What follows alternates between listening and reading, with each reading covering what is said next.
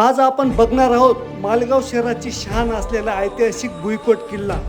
मोसम नदीच्या काठावर उभा असलेला हा भव्य दुर्ग मराठा इतिहासाची गौरवशाली गाथा सांगतो.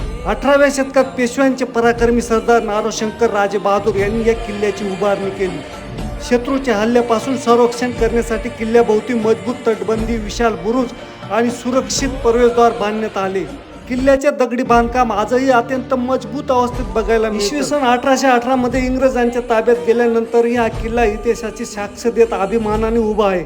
आज येथे अनेक पर्यटक, इतिहासप्रेमी आणि छायाचित्रकार भेट देतात. किल्ल्याचे दगडी बांधकाम आजही अत्यंत मजबूत अवस्थेत पाहायला मिळते. मुख्य प्रवेशद्वारातून आत गेल्यावर भव्य तटबंदी, ऐतिहासिक वीर आणि जुन्या वस्तूचे अवशेष आपल्याला त्या काळात घेऊन जातात. या किल्ल्याने मराठा साम्राज्याचा वैभवशाली काळ तसेच इंग्रजांशी झालेला संघर्ष जवळून पाहिला. मालेगावला आलेस तर या किल्ल्याला जरूर भेट द्या.